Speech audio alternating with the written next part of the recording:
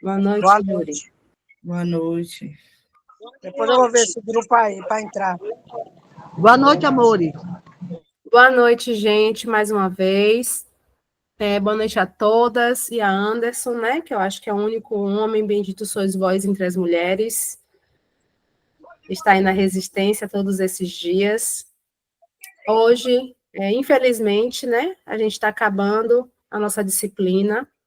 É uma disciplina que, ao mesmo tempo, é complexa, porque exige uma análise mais macro do nosso negócio, mas, ao mesmo tempo, é algo simples. Precificar não exige grandes conhecimentos para além de entender o nosso negócio. Óbvio que tem, quanto mais fatores a gente puder analisar, mais completo e fidedigno com as nossas necessidades o nosso preço vai ser. Mas, assim, o que eu queria muito que vocês entendessem é que precificação tem muito a ver com conhecer o nosso negócio. E eu estou batendo isso, né, durante esses 4 dias, e hoje não será diferente. A nossa proposta de hoje é falar sobre alguns métodos de precificação, e que a gente já falou no decorrer das aulas, né?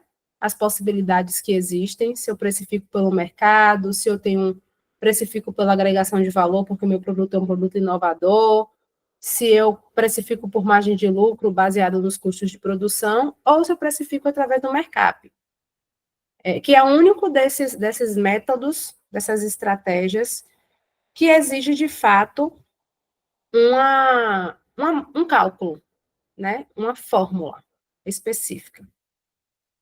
Antes de a gente entrar e projetar o assunto, de fato, eu queria ouvir um pouco de vocês, se vocês têm alguma dúvida sobre o que a gente falou nas aulas anteriores. E também se vocês fizeram essa sistematização de informações do negócio de vocês. Ou seja, caracterizar o negócio, traçar o objetivo, escrever, listar o portfólio de produtos, o processo produtivo de cada um, os insumos que você precisa para produzir ou para prestar algum serviço, os fornecedores que vocês dispõem hoje, quais são as condições de pagamento, custo unitário dos produtos, enfim. Se vocês conseguiram, durante esses dias, fazer algum tipo de sistematização do negócio de vocês. E se vocês, se ficou claro, as aulas anteriores, né, se ajudaram vocês de alguma forma. Brevemente, um comentário breve, dizer, olha, Jéssica, eu comecei a perceber custos que eu não estava percebendo, eu consegui fazer essa sistematização, certo? Vamos lá, Silvana já está inscrita. Pode... Boa noite a todos. É o seguinte, eu tenho esse material que você está falando aí, eu tenho tudo, mas eu tenho no meu computador em casa. Como eu não estou em casa, eu não posso nem te enviar. Mas eu já tenho uma planilha onde eu tenho tudo que eu gasto de material, todo o material, a medida certa, quantidade, acessórios, tudo eu já tenho. A única coisa que não é que eu, como eu falei você, não acho bem feita é a parte de como é que se diz, energia, água, porque essa parte que você diz que não tem coisas que não participam. É o que eu vou rever nas minhas planilhas quando chegar em casa. Porque essa parte foi disse, não, você tem que colocar, porque se você tivesse numa empresa, você gastaria isso, realmente. Se eu tivesse numa empresa, eu teria que ter o custo do banheiro, água sanitária, essas coisas todas, entendeu? Água, luz, então, eu coloquei nos meus produtos. Mas essa planilha de material, item a item, linha a linha, tipo, se eu gasto 1 metro, 2, 3 metros de linha, eu tenho isso tudo em casa feito. Só que não está no meu computador, não está no meu celular, porque eu fiz no computador. Então, uma próxima vez eu posso até te passar, mas só depois do dia 21 eu te passo, mas só para você dar uma olhada. Aí você dá uma olhada somente, me diz tá o que eu tenho que mudar, só faz que eu vou precisar disso, certo? Tranquilo, Silvana. Eu lembro que você me falou um pouco sobre a dificuldade, para além dessas despesas fixas, de embutir a mão de obra, né, dentro do seu serviço. Quando você tentava calcular a mão de obra, você achava que alguns rateios ficavam mais caros.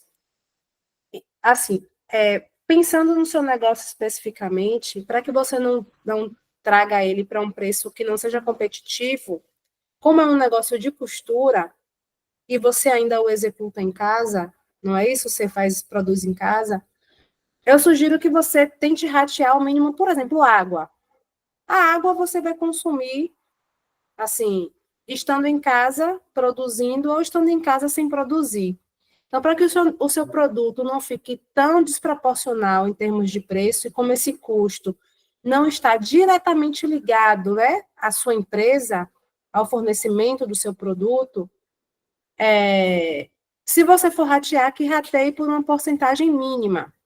Né? Energia elétrica, se sua máquina for uma máquina eletrônica, elétrica, aí sim o olhar precisa ser um olhar diferenciado, no sentido de, antes de eu começar a produzir, e aí eu falo de maneira bem simplista, antes de eu começar a produzir, qual era a média da minha conta de energia? E quando eu estou produzindo, a depender do volume que eu produza, a depender, né, da quantidade de demandas que eu tenha, qual é essa variação? E a partir dessa variação, você ratear para os produtos, pensando em produtos que você passa mais tempo produzindo ou não. Da mesma maneira, a mão de obra. Se você espera ser remunerado em X valores, você quer ter um lucro, né? Enfim, um prolabore, que é diferente de lucro, mas você quer ter um retorno. Estipula esse valor, divide pela quantidade de horas que você, né, trabalha mensalmente e aplica multiplicando pela quantidade de horas que você gasta para executar determinado produto, para produzir determinado produto. Para você ter uma margem. Óbvio que, se esse preço não ficar muito atrativo, você tem que adaptá-lo para ele ficar concorrente, ter esse potencial de concorrência. Mas deixar de embutir esses valores não é uma opção, certo? Mas tentar pensar nele, nessa absorção dentro do seu preço de venda de uma maneira mais equilibrada. E sim, pode me mandar o seu documento, a sua planilha, o preço de venda que você executa. Talvez o Mercap te ajude hoje, né? Que é um cálculo específico, já que você tem isso tudo controlado, a estabelecer um preço de venda mais adequado. Mas pode ficar tranquila, pode me mandar por e-mail, me lista as suas dúvidas objetivamente, que eu vou tentar te ajudar, tá bom? Obrigada, viu? Eu vou mandar. Viu? Tranquilo, por nada. Tem mais alguém que queira falar alguma coisa, gente?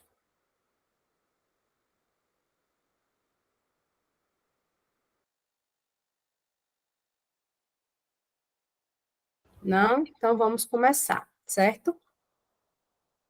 Então hoje a gente vai falar sobre as principais estratégias, métodos, como queiram chamar, de precificação. Júri, queria falar alguma coisa? Eu vi o microfone aberto. Oi, que eu ia lhe falar que, boa noite. Eu ia lhe falar que eu não posso fazer nada agora. Não posso marcar nada agora, só quando vier o movimento no verão. Agora está fraquíssimo, não tem como notar nada, trocando dinheiro. Agora mesmo, Certo, esse mas você tem trabalho de 30 anos de negócio. Lembre disso. Não, esses aí do passado eu não estava. Estou indo agora, desse mês para cá, entendeu? Não consegui. Certo.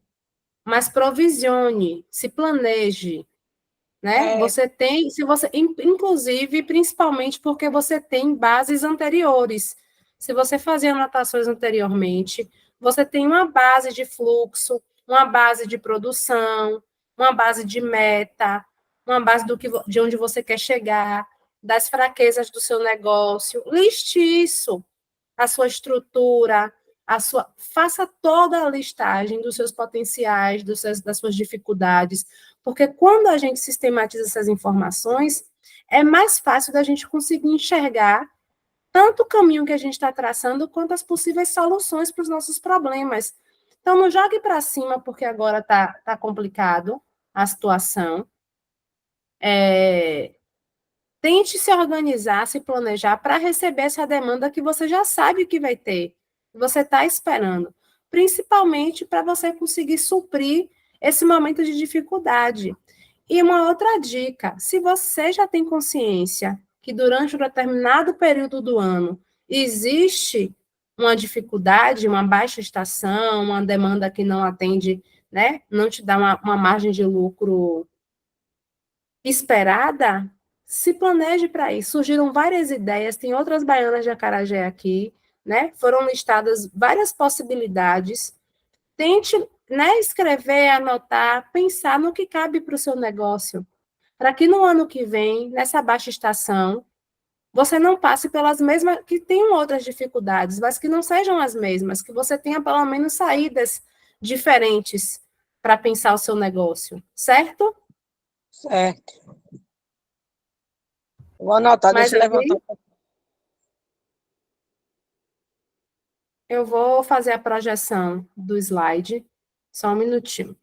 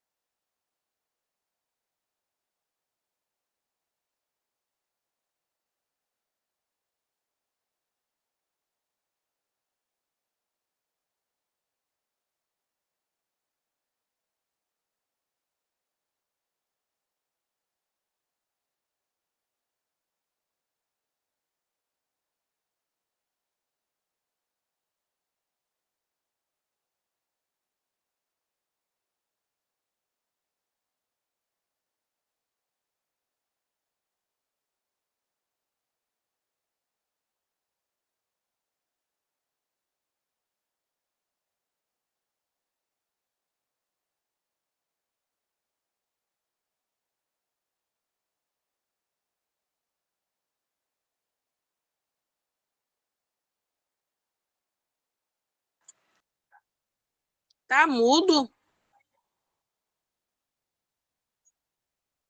Oi? Eu não estou falando nada, não.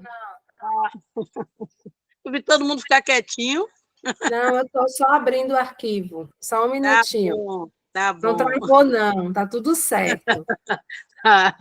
Estou só fechando umas coisas aqui no computador para não ficar travando, porque a câmera de vocês está fechando para mim, porque eu acho que minha internet está oscilando. Então, eu estou fechando algumas coisas que estão abertas, já que eu vou projetar e estou com a câmera ligada, para a gente não ter problema. Tá bom, Pro, tá bom.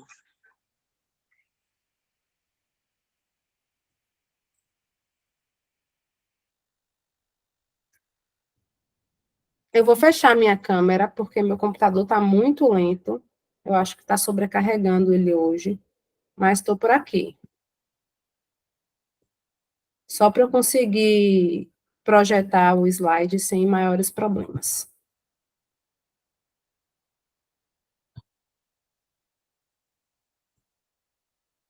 Vocês estão conseguindo ver aí? Abriu para vocês? Abriu, Alguém abriu. Abriu. abriu, Pro. Eu vou começar a aula de hoje retomando os dois últimos conceitos que a gente falou ontem, que foi margem de contribuição e ponto de equilíbrio, porque eu acho que a gente falou muito rapidinho, e são dois conceitos que são importantes para o funcionamento prático do negócio, para o cotidiano.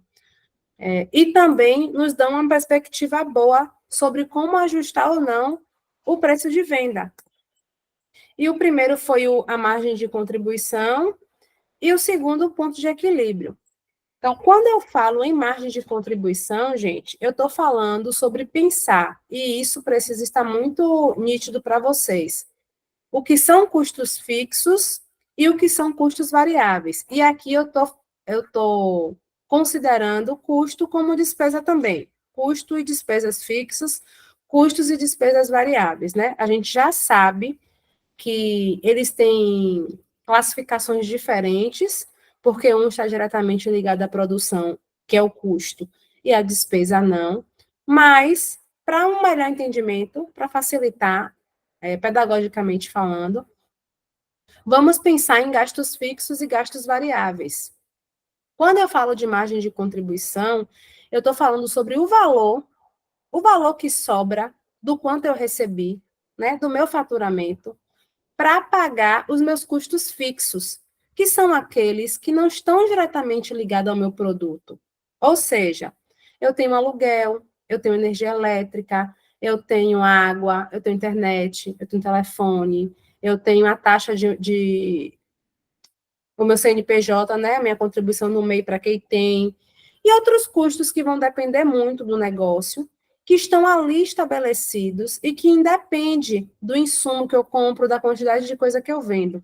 Então, a margem de contribuição, ela nos dá uma ideia de quanto é que tenho de cada produto, e o ideal é que a gente faça isso sobre cada produto que a gente tem, para a gente poder saber individualmente como cada produto contribui para pagar os custos fixos, os gastos fixos, que são aqueles que estão lá estabelecidos, que não vão mudar, independentemente de eu produzir ou não. E ela se configura em a margem de contribuição é igual ao preço de venda unitário, menos os custos e despesas variáveis para produzir aquele produto, né? Então, o que sobra disso é um X valor, que quando eu comparo a minha receita, eu tenho uma porcentagem que me diz, olha, esse produto contribui em tantos por cento para você pagar aqueles débitos que lá estão e que não tem a ver com a produção. Por que isso é importante? Porque os débitos da produção, eles já estão inseridos no preço de venda, né? Eles estão dentro do preço de venda. Quando a gente faz o cálculo daquilo que a gente despende para produzir ou para prestar o serviço, isso está e deve ser considerado no preço de venda. E aí, aqueles custos que não estão atrelados à produção, como é que eu custeio, como é que eu os pago, né? E de que forma, e por que isso é importante?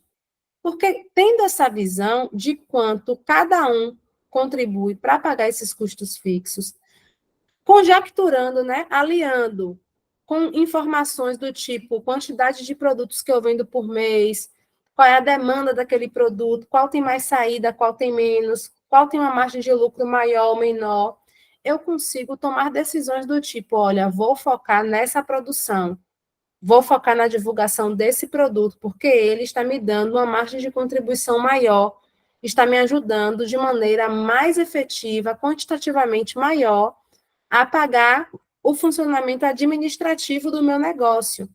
Então, uma coisa é a gente pensar naquele custo que está relacionado à produção e que, de uma maneira ou outra, a gente não tem como mexer muito nessa variável, e outra coisa é pensar nos custos fixos, que aí a gente pode pensar em várias possibilidades de diminuí-los. O outro conceito que eu trago, que também está atrelado à margem de contribuição, é o ponto de equilíbrio. Se vocês olharem a fórmula anterior da margem de contribuição, que é preço de venda menos, vamos levar em consideração que custo fixo, custos variáveis e despesas variáveis estão envolvendo gastos variáveis. A gente olha para essa outra fórmula do ponto de equilíbrio, e a parte de baixo da divisão, onde tem PVU menos CUV, que é preço de venda unitário menos custo unitário variável, é justamente a fórmula da margem de contribuição. Quando eu calculo a margem de contribuição, eu coloco ela aqui, dividindo pelos custos fixos totais, ou seja, o ponto de equilíbrio é aquele valor que eu levo em consideração a minha produção para custear todas as minhas despesas e gastos sem perder, sem gerar prejuízos, certo? Então, quanto eu preciso produzir para minimamente manter o meu negócio funcionando, sem precisar pedir empréstimo, sem precisar ficar devendo, sem precisar mexer numa conta de pagamento de luz, de energia, para comprar insumo para produzir, que isso acontece muito nos micronegócios, né? A gente tenta reservar um dinheiro específico para cada coisa e acaba se embananando toda, passando do prazo, pagando juros, pedindo empréstimo, enfim, tomando decisões que não são interessantes para a saúde financeira do nosso negócio. Então, se vocês puderem aplicar essas duas fórmulas, eu garanto que, assim, uma praticidade na gestão dos negócios de vocês vão adquirir. Vocês vão conseguir perceber, olha, focar. Existir um foco maior. Quando a gente sabe o mínimo que a gente precisa produzir, a gente já sabe por onde caminhar. Quais são as medidas que a gente vai tomar para chegar àquela produção mínima? Aí vai ser contextual. Mas a gente precisa ter um norte a alcançar, né? E não sair vivendo, como eu costumo dizer, né? Tem gente que vive o negócio somente, não gerencia, não planeja, vai trocando dinheiro, vai pegando dinheiro, comprando, produzindo, mas não faz ideia de como esse dinheiro está sendo aplicado e como está sendo remunerado em relação a ele. Então, esses dois conceitos são conceitos muito importantes, tanto na questão negocial, gerencial, operacional, né? Muito operacional, como na visão de que maneira isso impacta no preço de venda de vocês. Por exemplo, eu acho um valor X de ponto de equilíbrio, né? Eu preciso produzir 300 unidades para me custear minimamente sem ter prejuízos. Só que, por exemplo, na minha vida cotidiana, tem muita gente que tem negócio, mas é CLT, né? Tem um outro trabalho específico, está tentando se estruturar para viver daquele negócio, não tem uma capacidade produtiva, não tem tanto horário disponível para produzir, não tem uma capacidade produtiva tão grande, e aí ela precisa pensar em saídas para alcançar determinados valores. Sejam saídas de aumento de margem de lucro, sejam saídas de invenção de um novo produto, de agregação de valor a um produto, estudar o mercado para entender onde está errando, de que maneira pode se enquadrar com um produto que tem uma margem de lucro maior, para que não precise produzir tantas unidades para custear o seu negócio e não ter prejuízos. Certo, gente? E aí, hoje, o foco da nossa aula perpassa muito por uma revisão do que a gente tem visto durante esses dias. Por isso que eu faço questão de falar um pouco sobre planejamento empresarial, sobre gestão de negócios, sobre entender o nosso produto, saber o que é o custo, saber o que é despesa, saber de que maneira o planejamento, né? Hoje a gente vai focar em 4 principais estratégias, mas que existem dezenas delas. Algumas que não se aplicam aos nossos negócios porque tem mais a ver com uma estrutura, uma infraestrutura negocial maior, né? Não se aplica, mas esses 4 se aplicam a todos os negócios que eu vi aqui. E aí, cada uma vai escolher de que maneira pretende precificar o seu produto ou o seu serviço. Eles são, né, as principais estratégias: percepção de valor, estratégia baseada nos custos e margem de lucro, estratégia baseada na concorrência e o markup. Jéssica, quando eu escolho uma dessas, eu estou única e exclusivamente, não posso mudar, não posso interseccionar com outras? Não. Não necessariamente se eu escolho uma estratégia de percepção de valor, eu não vou pensar na minha concorrência? Óbvio que não, né? O mercado capitalista, ele nos dá a possibilidade de criar produtos, de inventar produtos que antes a gente nem pensava na possibilidade, né, de existir, por exemplo, mas não dá para pensar em estratégias isoladas, porque se eu percebo que meu cliente enxerga o meu produto de uma maneira especial, única, subjetiva, pensando no meu atendimento, pensando na inovação dele, não necessariamente eu vou colocar um valor exorbitante que eu não leve em consideração a concorrência, produtos similares ou poder aquisitivo dos meus clientes. Então, existe uma estratégia principal de precificação, mas existe uma reavaliação e avaliação, né? Avaliação e reavaliação de um conjunto de fatores internos e externos dessa precificação. Seja uma baixa estação, né, o problema de júri, por exemplo, é algo que é previsível, não é uma contingência que foi totalmente imprevisível. Ela consegue ter essa previsão, mesmo porque ela tem mais de 30 anos vendendo acarajé. Então, ela sabe que tem um determinado período do ano que as vendas diminuem, mas diminuem porque ela está focando única e exclusivamente numa forma de fazer negócio. Então, se eu percebo que aquela única forma de fazer negócio não está me rendendo bons frutos na baixa estação, eu preciso buscar outras formas negociais para que eu não perca ou deixe de ganhar tanto dinheiro, prejudique tanto o meu negócio nesse período. Eu não estou conseguindo atingir um determinado público. Se eu já notifiquei isso, eu já percebi qual é o problema, eu vou continuar com o meu problema sem fazer nada porque o problema existe? Não. E é para isso que existe essa análise negocial, essa análise de custos, essa análise de despesas, essa análise do que é o meu produto, de onde eu quero chegar, porque aí eu consigo montar estratégias, nem sempre as mais acertadas, mas é traçando objetivos que a gente os reorganiza.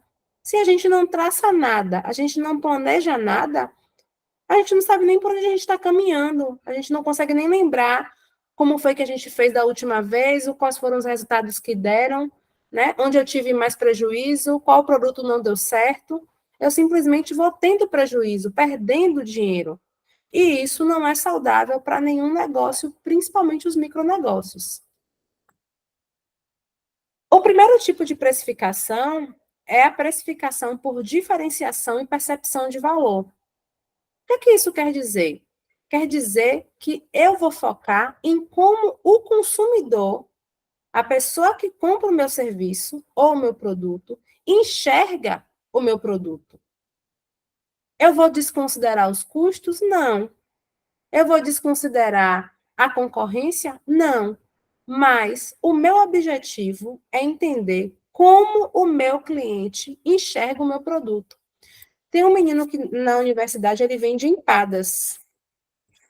E parece que é um negócio assim tão despretensioso, né? Quando a gente fala em vender empadas. Quando as pessoas falam da empada da criatura, só de você ouvir alguém falando da empada dele, você sente vontade de comer. Primeiro porque ele tem sabores super excêntricos, né? Coisas que a gente não consegue achar em qualquer lugar. Ou seja, já tem um valor embutido naquele mercado que não dá para se competir, digamos assim. E aí ele entende que o consumidor dele quer consumir a empada dele porque é a empada dele. Ele pode colocar um valor diferente da concorrência? Obviamente deve, porque ele está focando em como o consumidor enxerga a empada dele. Tem uma outra senhora que, e lá na universidade, várias pessoas vendem empada. Várias pessoas vendem lanches muito parecidos, mas às vezes um sabor diferente, um ingrediente da massa, uma preocupação. Eu tenho uma amiga que ela tá com intolerância à lactose. Chega da pena de você ver a pessoa tentando consumir coisas e não pode comer nada. Porque até os produtos, por exemplo, o mingau, que antigamente eram feitos com leite de coco, não são mais feitos. Então, não existe um mercado muito específico para isso? Existe. Mas as pessoas que vendem lanche dentro da universidade, que querem se diferenciar de boa parte daqueles que estão ali vendendo, não poderiam pensar nessas pessoas que cada vez mais têm intolerância à lactose, a glúten, e estão diagnosticando essa intolerância? Então, tem uma senhora que vende alguns salgados também em nomenclatura parecidos com outros mercadores, com outras pessoas que produzem, mas ela coloca uns sabores que nem todo mundo tem. E o lanche dela é bem mais caro do que o lanche das outras pessoas. Ela deixa de vender por isso? Não. A propaganda que ela faz do negócio dela, ela tem um público-alvo. E ela atinge, né, como está dizendo aí, ela objetiva um público-alvo e o poder de compra desse público. Eu não posso oferecer um lanche, ela faz brigadeiro de capim santo, ela faz bolo de capim santo, ela faz uns cookies com sabores assim super inusitados, ela faz sanduíche natural, que foge daquela regra do frango desfiado, cenoura e milho, que é o que mais a gente vê comumente. Então, às vezes, gente, não nos exige nem muita coisa, né? Não nos exige nem tanto investimento, mas sim pensar como é que o meu mercado está tratando os consumidores e como os consumidores eles enxergam a minha mercadoria, eles enxergam o produto que eu estou vendendo.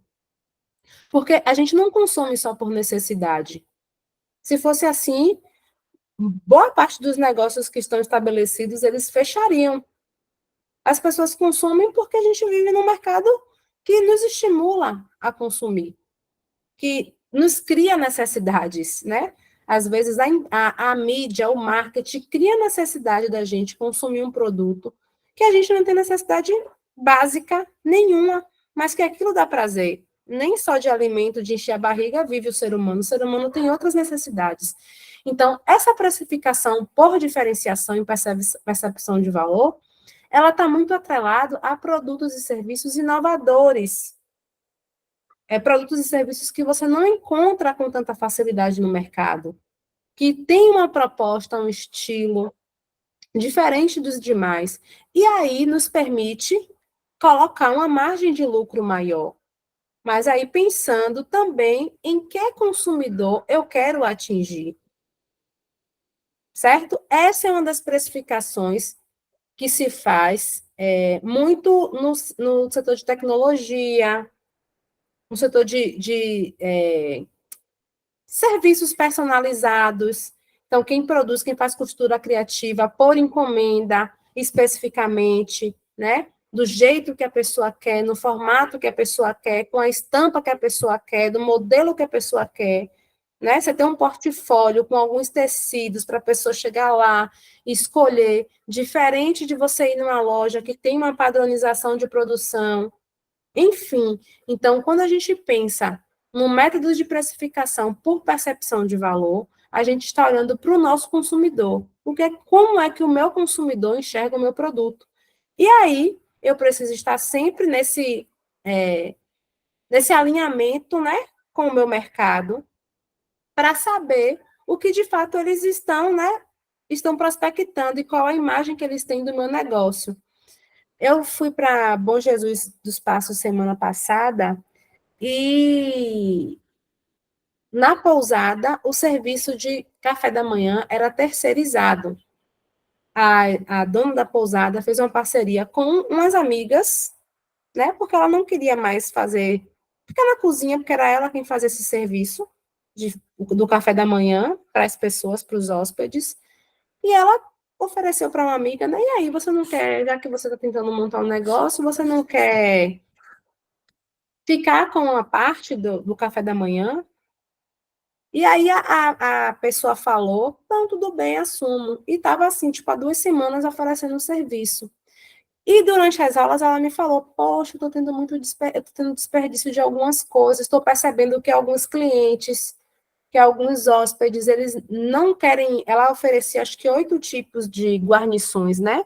Bem diversas, bem preparadas, numa quantidade legal, enfim, satisfatório, mas ela estava tendo dificuldade com os desperdícios.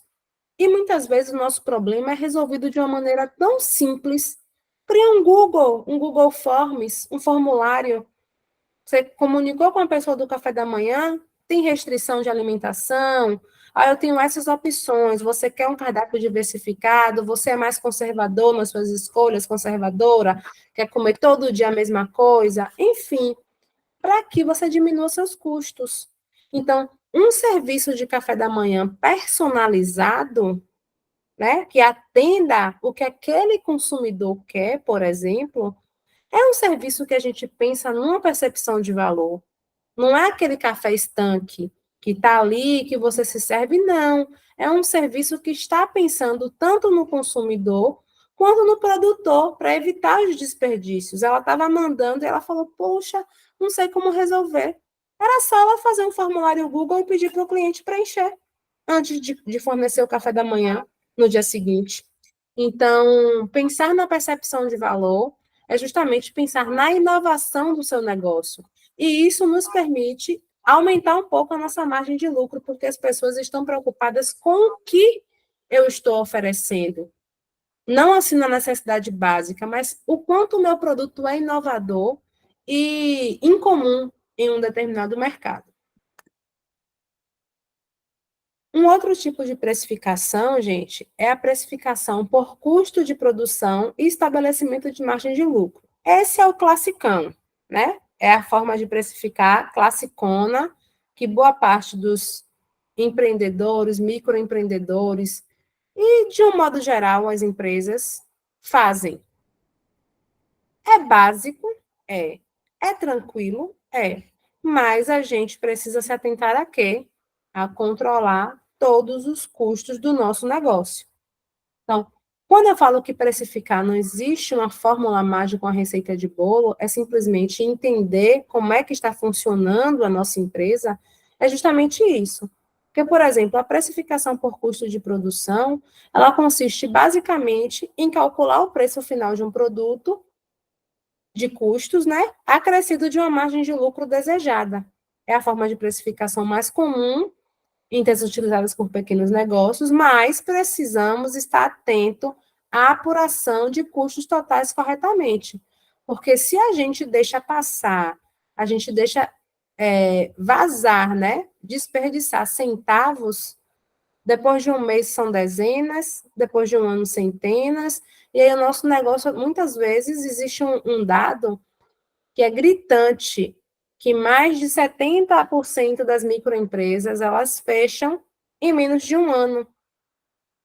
Primeiro porque o microempreendedor, ele às vezes não tem a noção de que o lucro, de fato, ele vai vir, não é nos primeiros meses de negócio. O lucro, de fato, vai vir normalmente depois de um ano de negócio. E também pela questão de desconsiderar valores que são considerados ínfimos, né? Mas que fazem total diferença no final das contas. E um adendo importante é que a margem de lucro, ela precisa, esse tipo de precificação, ela precisa ser contextualizada dentro de outros parâmetros também. Eu comprei, eu gosto desse fornecedor, gosto do estilo, foi o fornecedor que eu achei, calculei os meus custos de produção, estabeleci minha margem de lucro, que eu julgo que é satisfatória para mim, e lanço meu produto no mercado.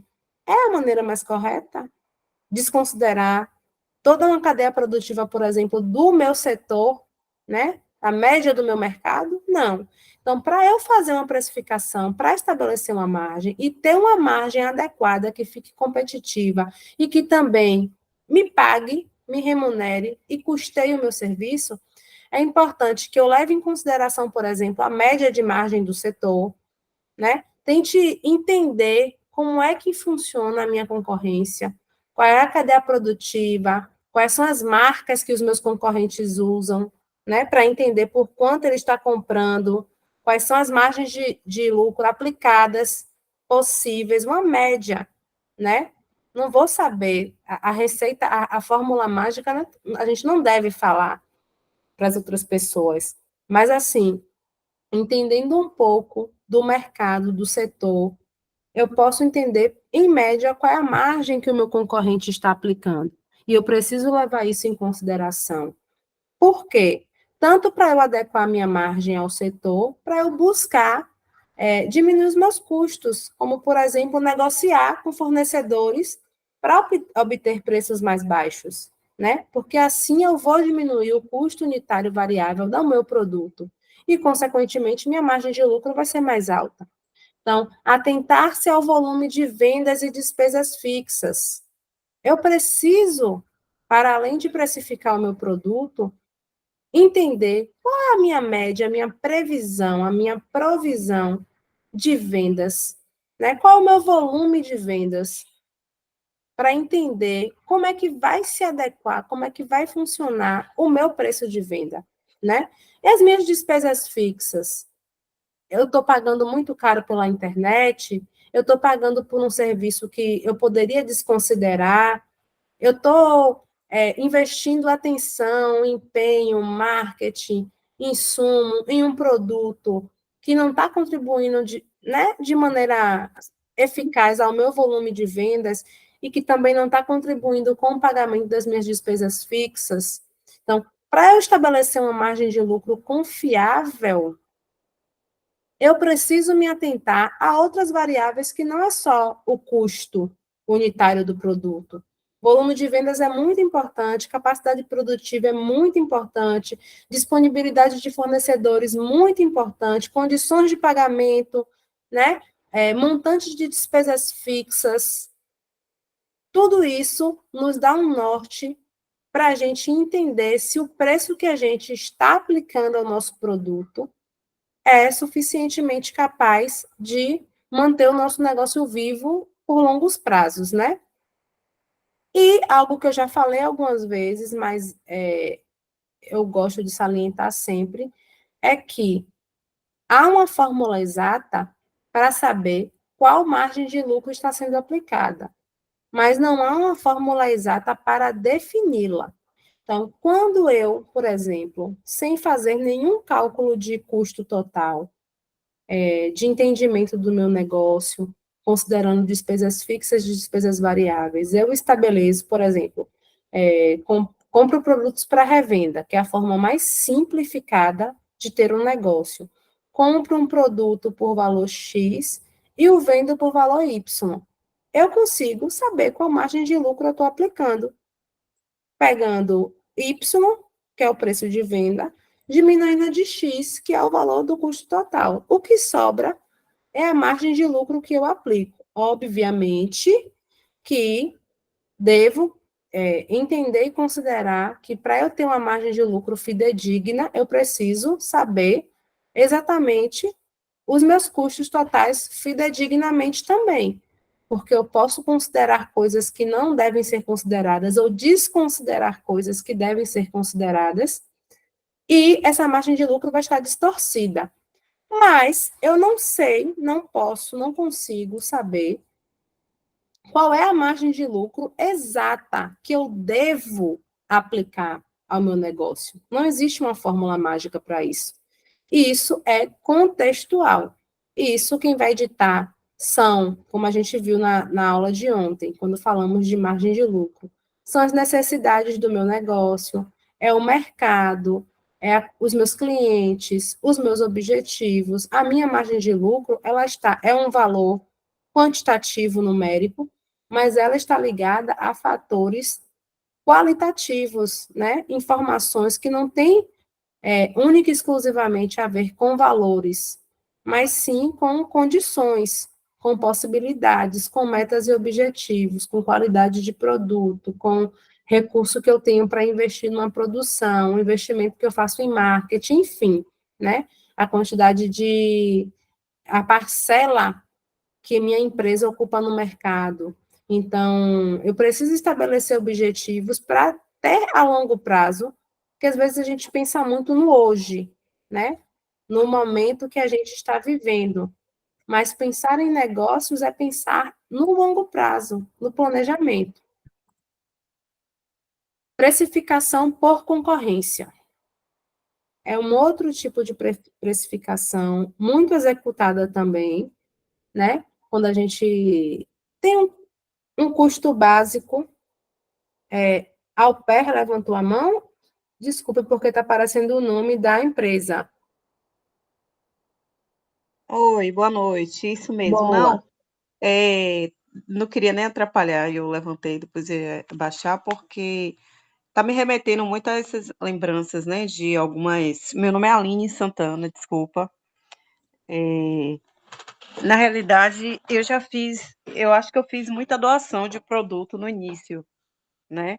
Eu sei que tudo chega no momento certo, né? Algumas oportunidades de conhecimento mesmo. A partir do Sebrae também acabei abrindo os olhos para algumas coisas. E quando eu compreendi que meu produto não era para todo mundo, e nem eu consigo atender todo mundo, eu coloquei um pouquinho mais os pés no chão, né?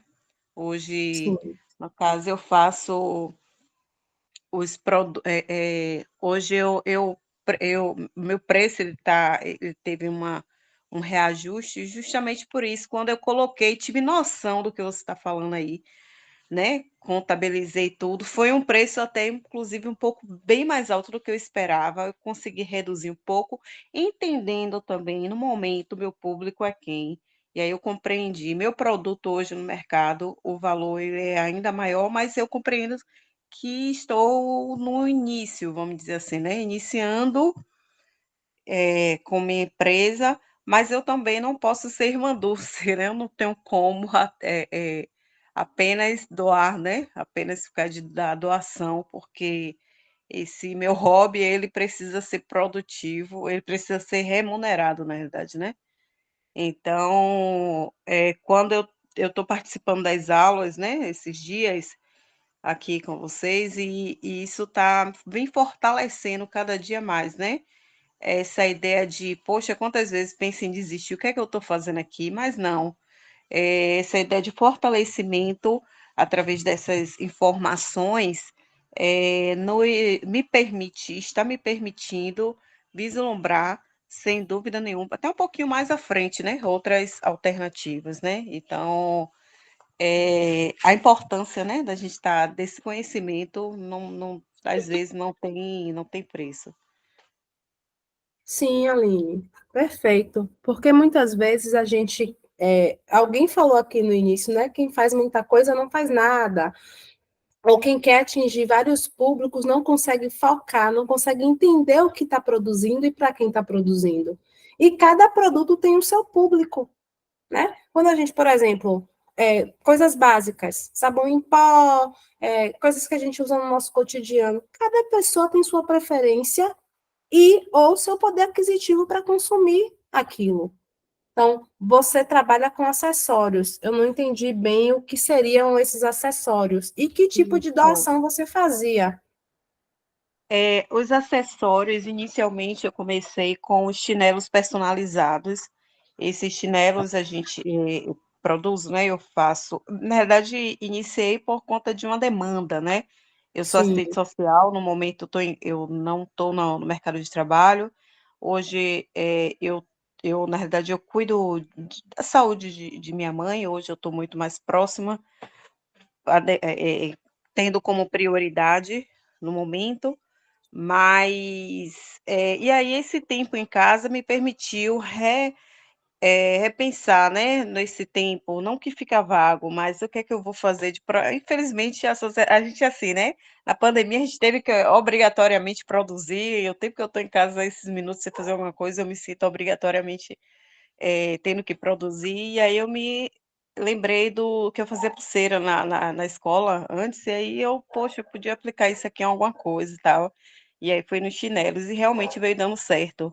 Fazendo colocando e vendendo, vendendo, aí a gente se anima, tem algumas dificuldades, porque como é personalizado, questão do tamanho, né? Não tem como eu ir para o fornecedor para comprar uma sim, quantidade maior de chinelo, porque cada um quer uma cor, cada um tem um tamanho, né? Muito realmente personalizado, né? Cada um com sua individualidade, então a gente precisa ir aos poucos. Até isso também, nas continhas, né? O meu fornecedor tem um que é mais caro, o outro mais barato.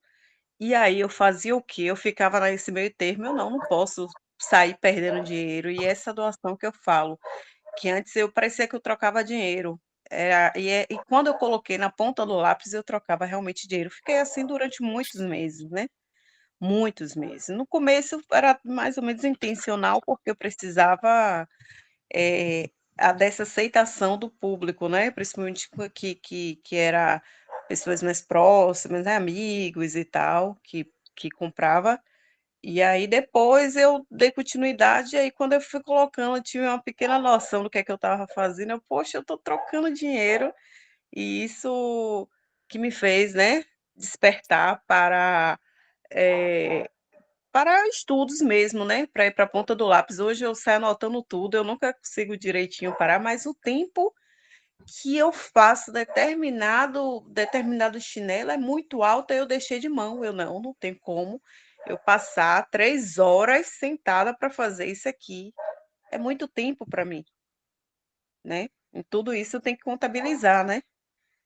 Total. Então então assim, hoje eu já aplico minhas técnicas em um produto que ele seja um pouco mais o tempo, né, eu consiga fazer em 3 horas pelo menos 2 peças, né, pelo menos Sim, isso. E aí entrou também com outros produtos, né, porque entrou as canetinhas que está sendo bem legal, nunca imaginei fazer canetinha, e aí eu comecei a fazer, começou a sair, então produtos com um valor mais acessível, outros produtos com um valor maior, sim, então eu acabo, fazendo esses acessórios, né, tanto que o nome da eu coloquei ao pé justamente por isso, né, o acessórios para não ficar apenas como chinelo, para não me prender a chinelo, né, que me permita sim. também outra coisa. Não, e é pensar, muito bom, muito legal sua fala, porque é pensar no objetivo também de cada produto. Se você Sim, tem um produto que você precisa de um capital de giro para te manter na produção, ok. Se você tem um produto que ele está no âmbito da margem de lucro, da lucratividade, porque você às vezes demora mais tempo, mas é um produto mais elaborado, porque tem uma personalização, é um outro objetivo. E aí, no seu negócio, me vem muito. Primeiro, né, o que seriam dos nossos micronegócios se não fossem os nossos amigos, não uhum, fossem as pessoas próximas, para dar esse fortalecimento, né, inicial, seja isso, naquele diz, por que você não faz isso para vender? Seja nesse momento mesmo, né, porque sempre tem alguém que desperta isso na gente, como também nesse processo de divulgação, né, isso, nossas garotas propaganda. E aí, pensando no seu negócio, me vem muita questão do marketing, né? Porque quando você trabalha com um produto que ele é personalizado e único, que vai atender uma demanda específica, a pessoa que vai comprar, ela precisa saber quais são as possibilidades e ter até ideias, porque é isso. No mercado que a gente vive hoje, a gente cria necessidade nas pessoas. As pessoas sim, muitas vezes não estão nem pensando na possibilidade. E tem gente que não tem poder de escolha. Tem gente que é muito difícil não é criativo a ponto de dizer, de ter aquela ideia de dizer, olha, eu quero assim, desse jeito. Então, quando a gente trabalha em cima do marketing, em cima da divulgação, mesmo que seja um produto que a gente nunca produziu, né?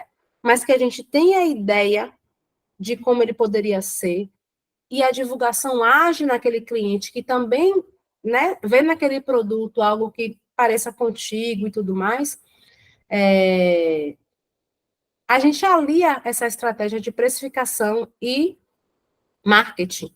Esses dois caminhos não podem estar desassociados nunca.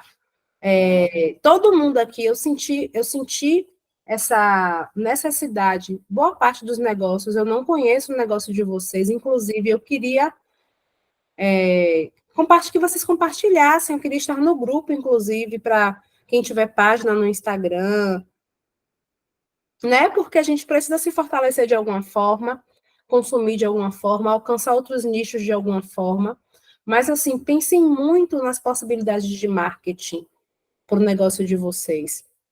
No contexto digital que a gente vive hoje, o marketing assim, muitas vezes a saída para alavancagem, para venda, para se mostrar no mercado, se inserir no mercado, convencer o cliente de que ele precisa ter aquele seu produto, ou que ele precisa pagar um valor mais caro para isso. Mas essa ideia que você trouxe é muito interessante, Aline, de entender o que eu estou fazendo e para quem eu estou fazendo.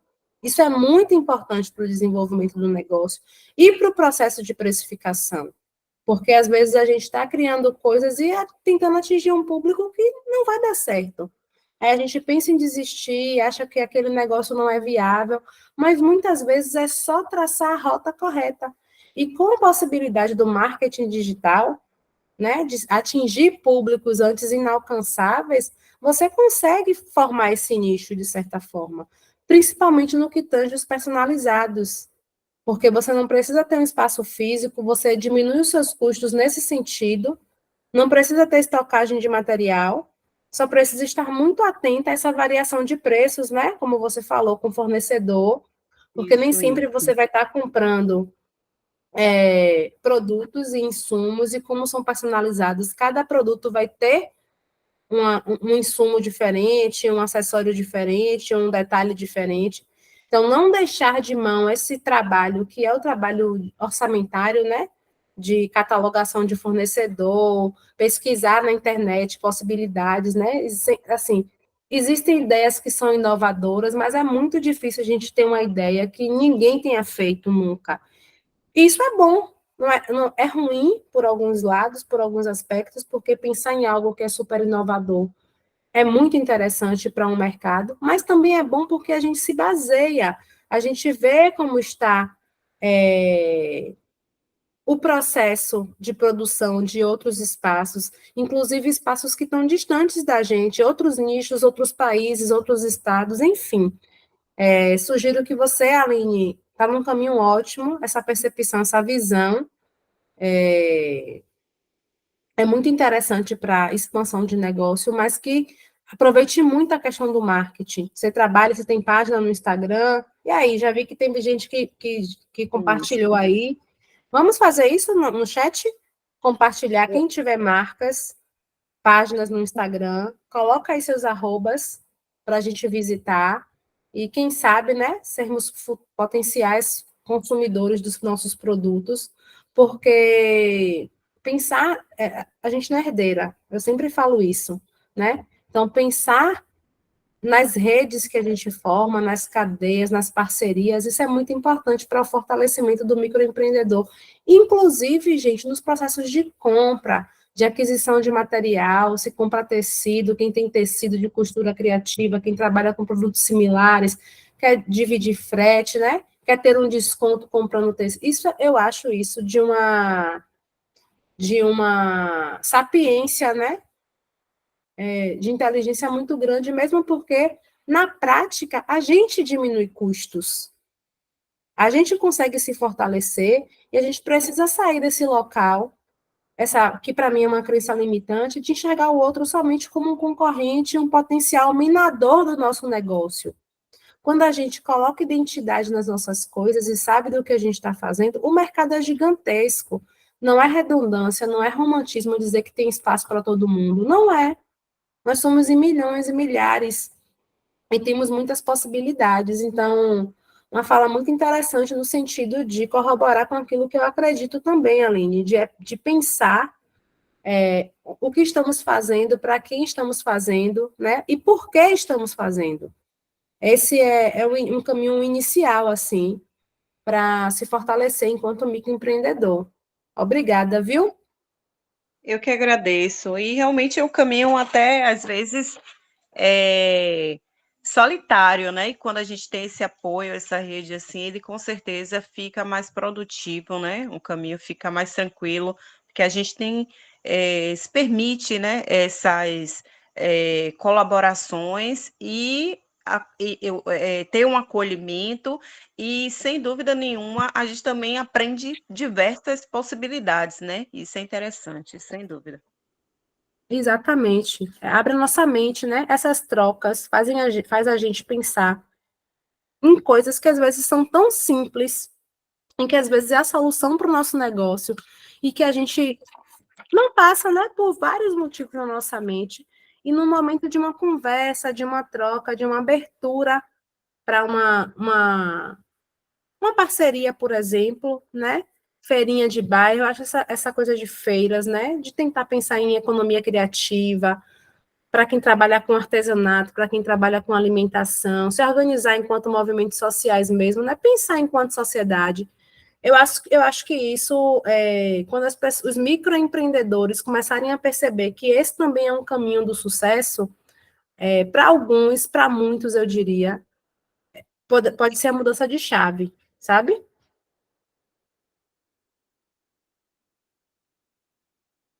Eu estou aqui anotando, estava vendo aqui, mas vou anotar daqui a pouco, fazer uns prints dos negócios de vocês, porque ainda bem não, né? Porque eu vou confessar que a aula online, para mim, é um desafio, é muito complicado, não dá para fazer uma conta, né, numa lousa. Eu gosto de fazer trabalhar na prática de fato, pensar em custos, ver exemplos, fazer cálculos mesmo na hora.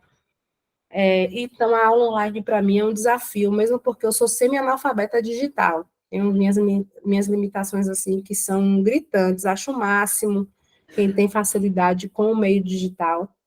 Mas eu costumo gastar parte do dinheiro que eu ganho nessas aulas quando elas são presenciais, porque eu fico maravilhada com o negócio dos meus alunos e alunas e falo, não, tragam, que a gente vai consumir entre si. E é muito interessante, assim, no sentido de, né, a gente formar redes de marketing, a gente atingir públicos que muitas vezes para a gente era inalcançável. É muito interessante essas trocas.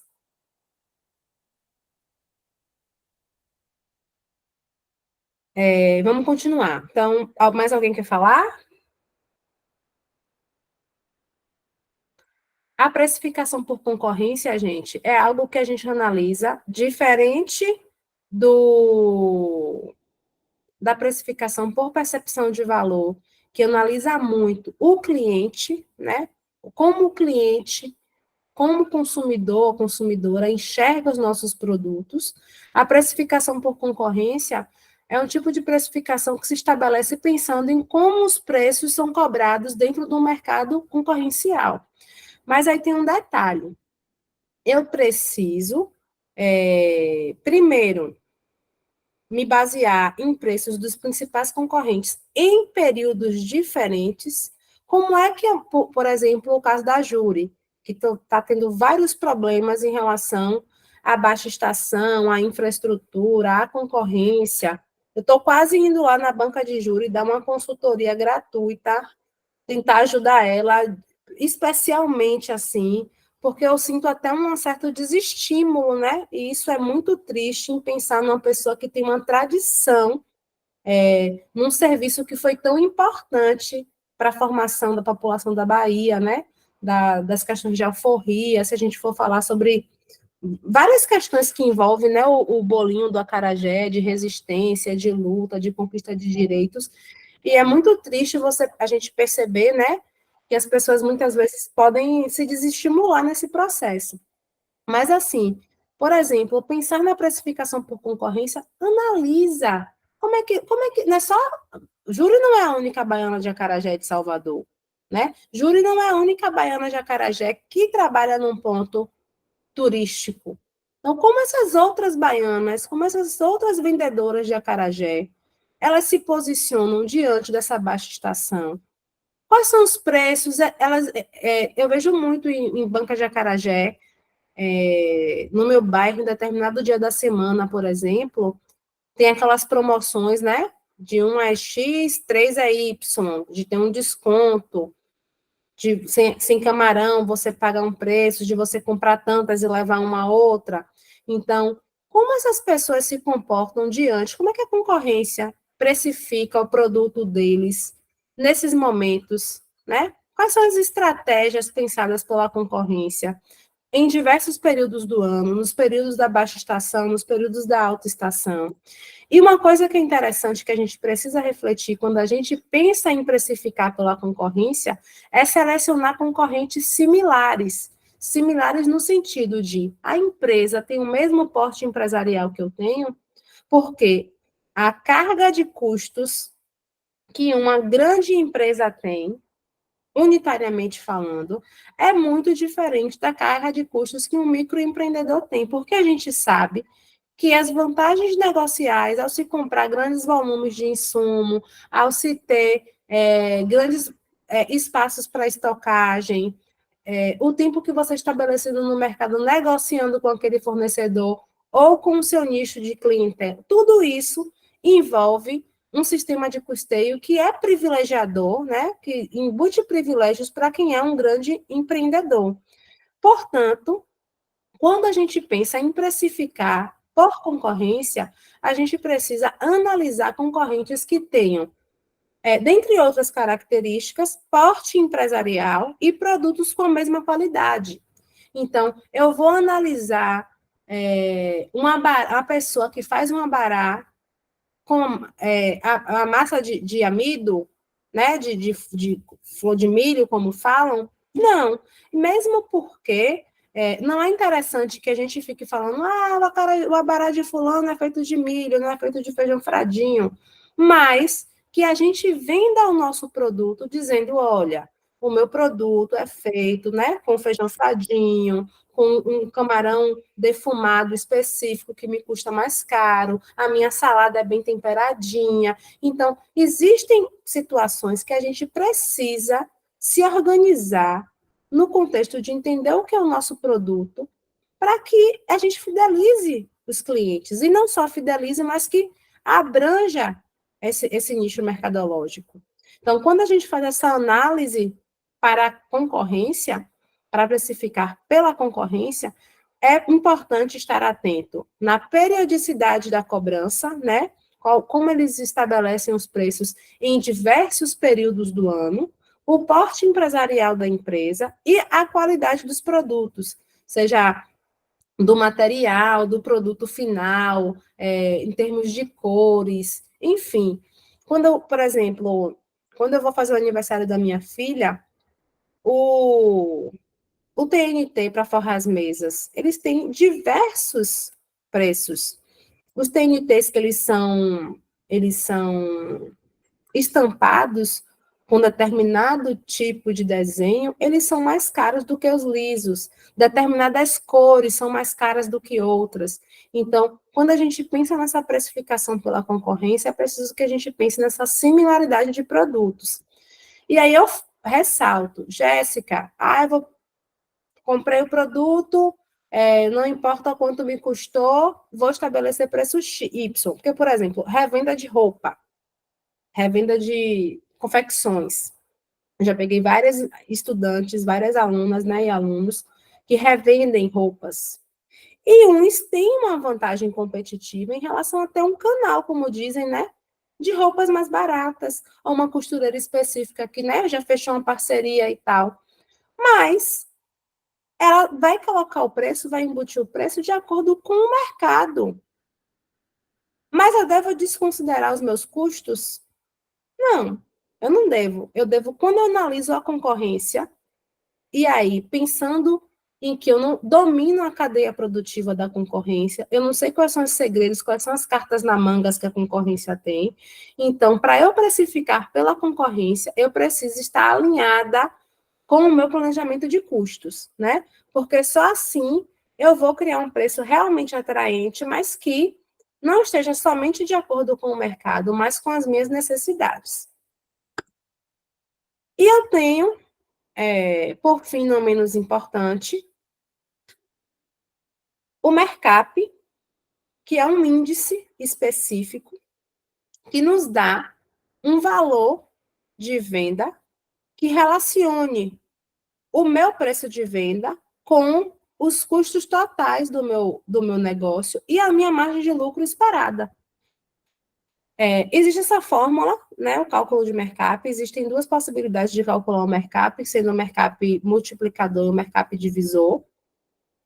A gente tem essa fórmula, que é uma fórmula STAN, que a fórmula é essa, que seria 100 dividido por 100 menos as despesas mais a margem de lucro, né, o conjunto. E 100 aí, gente, é como se fosse 100%. 100% seria o preço de venda do meu produto. Então, esse 100 aí é um valor exato, porque é como se eu considerasse o preço de venda em sua totalidade. Então, como boa parte, pelo que eu entendi, né, todos os negócios daqui, eles já estão estabelecidos, eles já têm um preço de venda, né, que é praticado. Sugiro que depois vocês todos e todas façam o cálculo do MERCAP para entender e analisar essa relação do preço que vocês têm praticado com essa média do cálculo do mercado. Jéssica, o mercado, por ter uma fórmula, existe uma condição exata de preço de venda? Não. O mercado, por ser por também envolver uma provisão de custos, né? Ele vai me dar uma média de preço que eu devo ser cobrada. E aí eu vou entrar com aquela questão da subjetividade, ajustando esse preço ou não aos diversos fatores que envolvem o meu negócio. Então, eu trouxe um exemplo, né, de um produto que me custa X, né, R$ 74, um produto X que me custa R$ 74. E aí eu vou levar em consideração as despesas fixas e variáveis e a margem de lucro pretendida. Lembrando que esses percentuais eu vou levar, relacionar com o meu preço de venda, com o meu faturamento. Ou seja, eu tenho um produto que me custou R$ 74, pensando no custo unitário do produto, pensando nos insumos, pensando no frete que eu pago, pensando, enfim, né, em todo o processo de produção daquele produto ou prestação de serviço. As despesas fixas e variáveis, eu vou levar em consideração, fiz lá o cálculo, né? As despesas fixas são essas, aluguel, energia elétrica e água. E as despesas variáveis, tudo que envolve o meu produto. Isso representa quanto do meu faturamento? Ou seja, se eu faturo um determinado valor, essa despesa fixa que representa determinado valor, representa quanto desse faturamento? No caso, 12%. Nas despesas variáveis, 16%. Aplico na fórmula, né? Nessa fórmula anterior, onde 100 dividido por 100 menos, né? Tenho 12% mais 16 mais 30, que vai dar 58. 100 menos 58. Então, vai ser 100 dividido por 42. E aí eu tenho 2,38 de markup, que seria esse índice multiplicador que eu vou multiplicar pelo preço de custo e vou achar o valor mais adequado para vender esse produto, pensando nos custos totais que eu tenho dentro do meu negócio e na margem de lucro pretendida. Ora, se eu comprei um produto por 74, estou com o cálculo do mercado, estou o vendendo por 176, mas percebo que analisando toda a minha cadeia produtiva e o meu mercado negocial, minha concorrência, os meus clientes, esse valor está inadequado. Eu vou ajustar. Não vou, vou desistir de produzir porque o mercado está me dizendo que eu tenho que vender a tanto, não estou conseguindo vender. Não. Essa é uma média.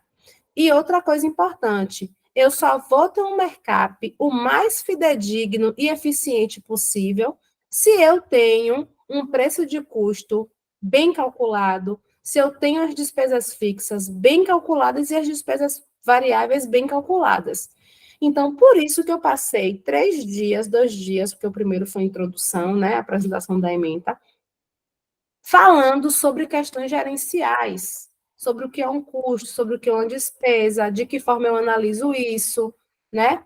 Para a gente poder chegar num patamar de entender o nosso negócio. E aí sim conseguir, a partir de parâmetros exatos ou mais próximos da exatidão possível, conseguir estabelecer um preço de venda eficiente. O que eu devo levar em consideração quando eu precifico por mercado? O que eu acabei de dizer. Primeiro, o rateio das despesas fixas e variáveis pelo volume de vendas. Ora, eu vou fazer o cálculo do mercado multiplicador para cada produto que eu tenho. E cada produto que eu tenho, por exemplo, vai ter uma despesa variável específica, porque a produção do produto X não é a produção do produto Y. E isso representam porcentagens diferentes diante do meu faturamento. Da mesma forma, as despesas fixas, como, por exemplo, energia elétrica. Se o meu produto demanda mais tempo de eletricidade, né? Se o meu serviço demanda mais uso de água, eu vou ratear isso de acordo com a proporção da participação daquele produto no meu faturamento, no tempo que eu despendio para produzir aquele produto. Eu vou pegar a energia elétrica e vou ratear, por exemplo, minha máquina de costura é elétrica. E eu produzo diversos tipos de peças. Calças, camisas mais elaboradas, algumas com mais ou com menos bolso. Eu preciso levar em consideração o tempo que eu passo usando aquela máquina para produzir determinado produto. E se de 100%, essa eu fico 25%, eu vou ratear proporcionalmente. Da mesma forma, a produção de comida com gás, né, que é um outro rateio específico. Eu vou pensar em quanto tempo, e isso também existe uma média de quanto tempo, quantas horas um botijão de gás de 13 quilos, a durabilidade dele, né, por horas, quanto tempo determinado produto fica mais no fogo em relação a outro. Quando eu rateio esse custo para o preço unitário de custo de cada produto, eu preciso rateá-lo de maneira proporcional, né? Pensando na possibilidade de, se tal produto demora mais tempo no fogo, logo, a participação dele no consumo desse gás, proporcionalmente, percentualmente falando, essa despesa variável vai mudar, por exemplo, de produto para produto. Então, é algo que vocês precisam estar atentas e atentos nesse processo para dar mais credibilidade na conta que você está fazendo e chegar o mais próximo de um preço de venda que, de fato, custeie aquele produto e te remunere pensando na sua margem de lucro. Uma outra coisa que a gente precisa pensar é na apuração do custo unitário do produto. Então, a gente precisa se atentar aos centavos de fato, porque quanto menor ou quanto mais bem feita é essa apuração de custo unitário, mais possibilidades negociais de tornar o meu preço de venda mais atrativo eu terei, né? E essa aplicação da margem de lucro. Gente, a margem de lucro é algo que a gente precisa levar em consideração as nossas necessidades negociais. Então, eu vou embutir uma margem de lucro à medida que eu estou lidando com os processos do meu negócio da melhor maneira. Então, eu não posso estabelecer que eu tenho um fornecedor e não tentar negociar com esse fornecedor, não tentar buscar outros, não tentar buscar produtos similares, enfim. Quando a gente pensa na margem de lucro, a gente não dá para dissociar do custo unitário, né, das despesas fixas, das despesas variáveis. Então, precificar, para finalizar, tem muito a ver com entender, de fato, aquilo que você está fazendo e sobre quais condições você está fazendo. Porque só sistematizando informações, né, enxergando o seu negócio de maneira ampla, de maneira complexa, é que a gente consegue entender essa margem de lucro está impraticável, ou esse custo aqui não, preciso buscar um novo fornecedor, ou, poxa, esse final de ano eu vou precisar investir em estratégias de marketing porque eu tive um faturamento um pouco deficitário nos meses anteriores. Então, para fechar, né, e abrir o espaço para vocês falarem um pouco, eu quero ouvir de vocês quais foram as expectativas, se vocês precisam de algum auxílio extra classe, é pensar que quanto mais a gente controla todos os âmbitos do nosso negócio, melhor será o nosso processo de precificação, certo? E controlar os âmbitos do nosso negócio envolve principalmente controlar custos e despesas. E precificar, não esqueçam, precificar e eu falo isso porque vocês vão ter aula de marketing ainda, né? Com o professor Vinícius. Eu acho que vocês terão aula com o professor Vinícius ainda, Sim, quase sim. Ainda certeza. vai ter.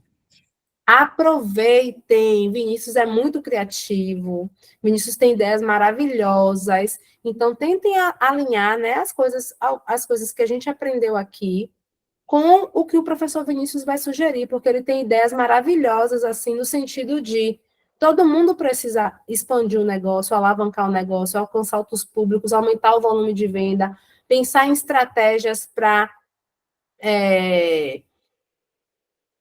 lidar, né, com situações que surgem imprevisivelmente, ou às vezes previsível. A gente precisa ter essa consciência negocial, né, essa ideia de que o nosso negócio precisa durar o máximo possível. Então, fico muito feliz da gente ter chegado até aqui, da participação de vocês. Contem comigo para o que precisar, certo? Podem me comunicar. E agora eu quero ouvir de vocês, né? O que vocês, assim, quais foram as suas impressões? Acho que Napê quer falar. Pode falar, Napê. Fique à vontade, minha irmã. Pronto. Boa noite. Que bom que eu consegui, antes da galera começar a soltar a voz, porque é muito importante esse feedback já por aqui. E já algumas pessoas já sabem, né? Desde o ciclo passado, e quem já pegou outras disciplinas também, o último dia de aula é o dia de formulário de avaliação. Então, é muito bom que a gente tenha esse feedback aqui, né, que a gente possa elogiar, e é bom, sempre bom elogiar pessoas pretas, inclusive, porque a gente já vive numa estrutura em que isso é pouco, né, realizado. Então, a gente faz isso por aqui, mas a gente também precisa desse feedback pelo formulário de avaliação. Então, eu já vou deixar ele aqui, né, no chat, e vou encaminhar no grupo também. É importante que todo mundo que participou de pelo menos uma aula da disciplina preencha esse formulário, tá bom? Já vou deixar ele aqui. E obrigada, professora. Obrigada aí por todos esses dias que nós tivemos aqui de aprendizado. Muito Obrigada obrigada. a você, Napê, pelo apoio, viu? Por estar aqui com a gente, para o que a gente precisar. Eu queria sugerir da gente tirar nossa foto, né? Sim, As pessoas que importante. puderem abrir as Abrir a câmeras. câmera. Hoje é o nosso último dia, registrar esse momento. Memórias é tudo. Eu sou formada em contabilidade, mas eu estudo história. Então, memórias, para mim, é super importante, né, no sentido da gente se entender, entender a nossa caminhada.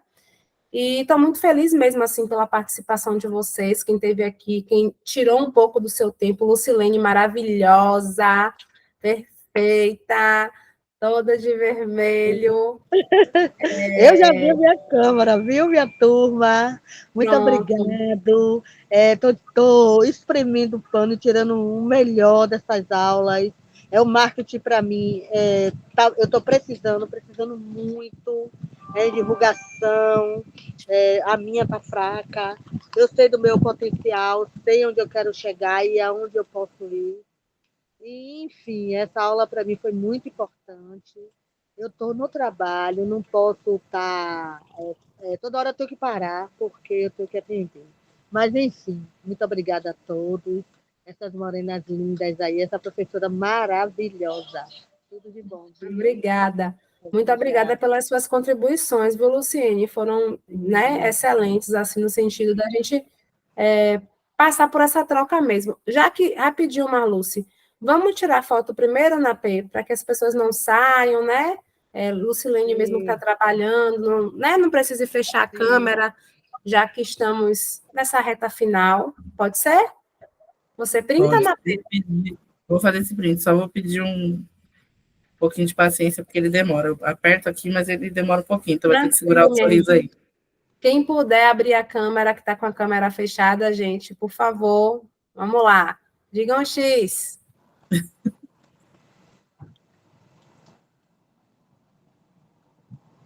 Segura e vai sair. Foi, pronto. Só gente linda, só gente linda. Até eu tirei meu print. O que Napé falou, gente, é muito importante, né? Nessa valorização de pessoas pretas, de pessoas que sempre tiveram, né, subjugadas durante a história, tiveram seus potenciais questionados. Muitas baianas de acarajé, assim, eu, como estudante de história, tenho um apreço, não só porque eu gosto de comer, né? mas assim, entender a participação de nós, mulheres, que somos maiorias, não querendo excluir Anderson desse processo, que também fez contribuições belíssimas. Eu quero conhecer o seu trabalho, porque eu amo ímãs magnéticos, enfim. Mas, assim, a gente precisa se entender enquanto comunidade mesmo, respeitar a nossa luta, nos valorizarmos, né, nos fortalecermos nesse processo. Obrigada, viu? Pode falar, Anderson, fique à vontade. Gente, eu fiquei muito impressionado. Boa noite, gente. Eu fiquei muito impressionado como a turma é 99% feminina, né? E aí eu fui olhar, eu vi no primeiro dia, tinha uma outra pessoa, tinha acho que um outro aluno chamado Paulo, e depois eu fiquei refletindo sobre isso, como a mulher, ela precisa trabalhar no dia todo, ela cuida da casa, ela cuida dos filhos, e eu fiquei vendo essa história, eu fiquei ouvindo as histórias de cada uma que trouxeram um pouco da sua rotina, e ainda vem à noite, paralela ao trabalho, buscar mais conhecimento, buscar mais informações para poder conseguir driblar as dificuldades que a gente vive no mundo capitalista e no mundo globalizado, né? Os desafios, eles são muito gigantes. Eu entendo da importância também de equidade. É muito complexo a gente vir para uma turma como essa, trazer conceitos bem complexos de custo, custeio, rateio, quando a gente não tem o básico, né? Que a gente ainda não consegue ali fazer o básico, que é entender efetivamente o custo unitário do nosso produto. E eu fiquei pensando muito sobre isso, né? Sobre como é o desafio de criar uma turma, criar um curso, onde você cria uma ementa desse curso, mas que você tem ali que tentar criar uma equidade para poder fazer com que essa informação chegue para todos e faça uma diferença, pelo menos com a construção desse repertório mais técnico, né? Quando a gente está falando ali de um processo tão importante quanto é a precificação, que é um desafio grande para todo mundo, desde grandes empresas quanto para pequenas empresas. Então, eu fiquei acompanhando e fiquei refletindo e fiquei até o final. Falei, não, eu preciso ficar até o final, porque é sempre conhecimento, e também para entender desses desafios e para que, num outro momento, eu até ajude a construir melhor. Eu fiquei mais caladinho, eu achei que era importante ficar mais ouvinte, né, do que trazer mais informações e participar dessa forma. Fiquei feliz de estar com vocês. Deixei meu Instagram aqui do Grude também. E se precisarem também da gente para alguma parceria, a gente vai estar sempre à disposição. Valeu, Anderson. Muito obrigada, viu, pelas Nada. contribuições. E vamos se seguir aí, viu, no Instagram, Vamos sim. conhecer o trabalho do pessoal, todo mundo.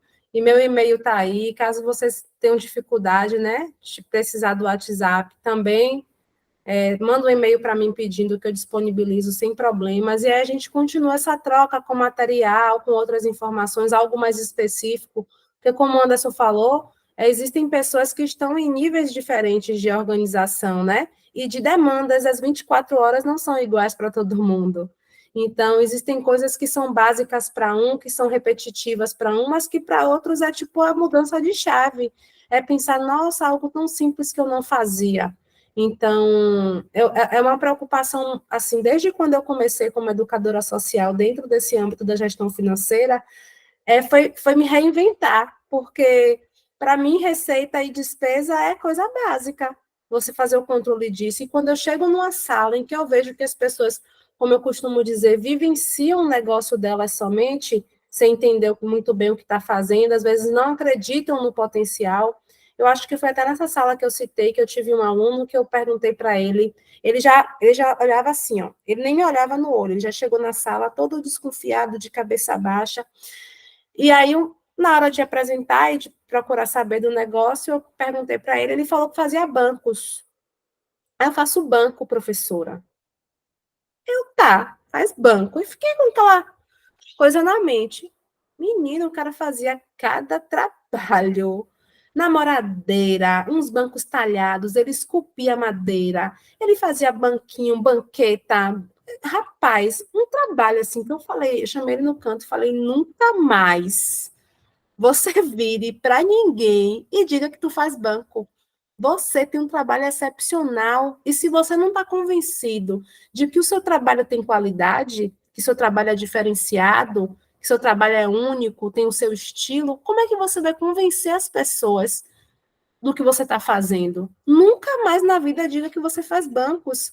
Você é um marceneiro, você é um escultor, né? Mostre o seu trabalho. Então, assim, o que para mim é muito importante é que a gente olhe para o nosso negócio, primeiro acreditando no nosso negócio, e segundo, que a gente consiga entender todos os processos por quais a gente passa, desde, como foi dito, né? Eu preciso levar em consideração que eu passo 3 horas sentadas para fazer um produto, e que muitas vezes eu não tenho grana para pagar uma atividade física, para cuidar da minha saúde. Então, eu preciso levar em consideração isso, né? Porque às vezes a gente pensa na remuneração, mas às vezes a gente não pensa que a gente precisa ter saúde mental para ser criativo, principalmente para o nosso negócio, ter saúde para produzir, ter saúde, né, se alimentar melhor para ter ideias mais positivas. Enfim, não é romântico, é real, e que às vezes a gente deixa passar porque o mercado capitalista é extremamente cruel nesse sentido, né? E de nos colocar, não à toa,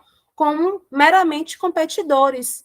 E a gente precisa reorganizar, né, essa rota e nos fortalecermos, porque se não for desse jeito, a gente não vai conseguir competir, né, nesse mercado que é extremamente desumano e cruel. Então, assim, fico muito feliz, assim, de entender que vocês estão nessa busca, isso é fenomenal, né? Ver mulheres que estão aí há 30 anos trabalhando, já tem todo um trabalho consolidado e ainda assim estão buscando, também por necessidade, principalmente, né? Mas, assim, ter esse ímpeto da informação, do conhecimento, porque, de fato, é o conhecimento que liberta a gente, né? É isso. Muito obrigada por vocês todos e todas estarem aqui. Estou muito feliz, espero que a gente se encontre aí, né, nos nossos negócios. Já printei todos os negócios, vou seguir todo mundo, gastar um pouquinho de dinheiro com vocês, porque eu sou dessas. E a gente vai se falando, tá bom? Espero ter contribuído. No que precisarem de mim, podem contar comigo. Um beijo, gente. Boa noite. Vamos Beijo, assim, vou pegar seu e-mail depois para a gente conversar. Pronto. Viu? Por favor. Sucesso, Muito obrigada, meninas. gente. Muito obrigada Beijo, mesmo boa por noite. compartilhar conosco. Obrigada, boa noite Boa a noite, todos. gente. Boa noite, gente. Tchau, tchau. Obrigada, professora. Tchau, Nada, Natê. meu bem. Obrigada a vocês. Tchau, bem. Boa noite para todos. Na pé, você me manda foto, por favor, porque eu não estou no grupo. Pronto, Sim. valeu. Boa E lição, viu, qualquer coisa Raquel? também, se você quiser intermediar, viu? Eu agradeço. Pensar bem para votar, hein? Boa eleição, pensar bem para Boa, dar o voto. Júri. Boa, Júri. Boa reivindicação. Pensem bem no domingo. Bem quem vocês vão votar. Para não ter o segundo turno. Ô, Júri. Eu indico que vai ter o segundo turno, né? Estou falando para pensar bem, para poder dar um voto que deve para um só, para ter um turno só. Tchau, gente. Boa Tchau, noite. boa noite. Tchau, mulheres.